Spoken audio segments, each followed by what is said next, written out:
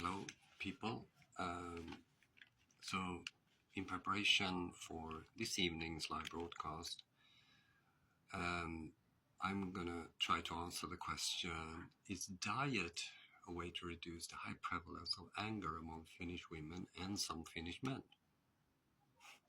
Sensitive topic or a hot political potato, as Dr. Rutter told me 15 years ago. This is not an isolated event in Finland, but the prevalence of women's relational aggressiveness is so much higher in Finland compared to Sweden, for example, and with the same people. So why do I bring this up now? Well, yesterday I got, among other questions, I got the question, is there any relationship between narcissism and testosterone? And I think in that context, in that context, I gave a very abstract and lengthy response, which I do not think gave a clear answer, if you like. Even so, I asked ChatGPT, and it says, yes, several studies suggest a potential relationship between testosterone levels and narcissistic traits, particularly in the context of narcissistic personality disorder and subclinical narcissism. However, the relationship is complex, not deterministic, and influenced by biological, psychological, and social factors. Now, what I know about testosterone comes from a seminal study which was pre-published in 2009, where they showed that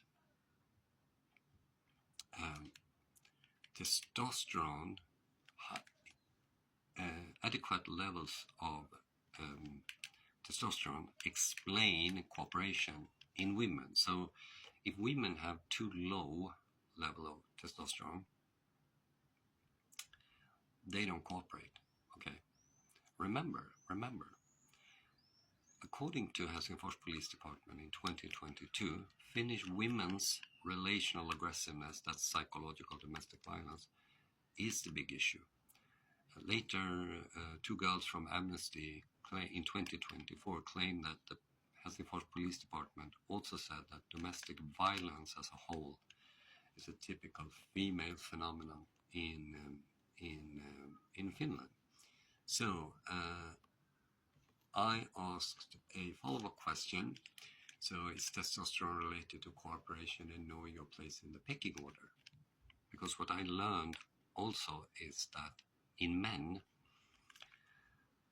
if you have adequate levels of testosterone in your system, you understand your pecking order intuitively. You don't challenge the boss, so to speak, which is the stupid thing altogether, openly, because it's a marker of aggression, actually. So it says, yes, testosterone is indeed related to social hierarchy, cooperation, and awareness of one's position in the pecking order. And of course, this is very complex. So why is this important? Well, besides the fact that, or as a consequence of the fact that women's relational aggressiveness, that's psychological domestic violence, is the big issue here in Finland. There are also some aggressive men, aggression among men, and I have in my work role suffered from that. So, for example, the dean at the university where I was working blocked my research, basically, and this is according to 3 testimonies, that she refused to sign a working contract with my name on it. And this was in response to a communication to her that I had received more research money for another 3 years. So she basically stopped my career. This has been communicated to the current rector and to the current chancellor, who has chosen to ignore the whole thing, but the legal thing keeps rolling. Besides the fact that I had money and she blocked me, I also asked the former rector, who I had a good relationship with, if he could evaluate my research. And he said, sure. And I did not disclose her blocking. And he concluded I was a top researcher at the university, among the top researchers. It's not any ranking or anything like that. It's just either you're average, you're super bad, or you're good. So in February 2022, Finland's largest tabloid reported that under her leadership, the dean, freedom of speech has been suppressed.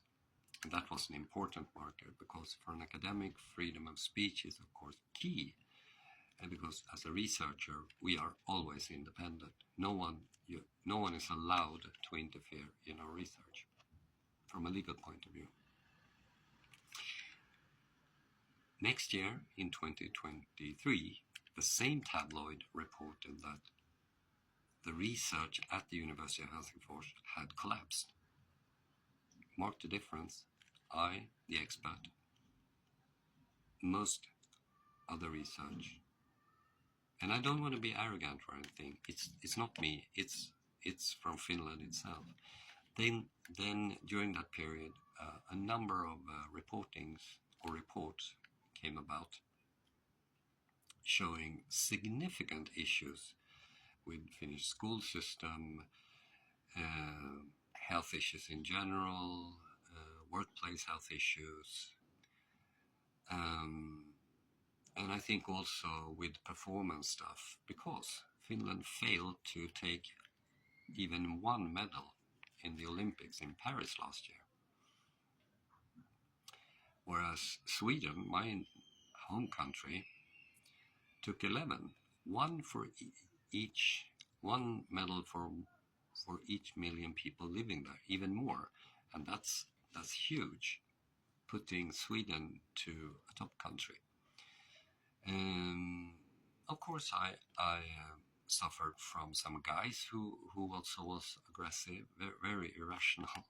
One, I was on a journey to Tallinn with journalists, so I do science journalism, and we had a discussion about the climate, which I know something about. And this guy, he was the chairman. He lost it completely. He went ballistic.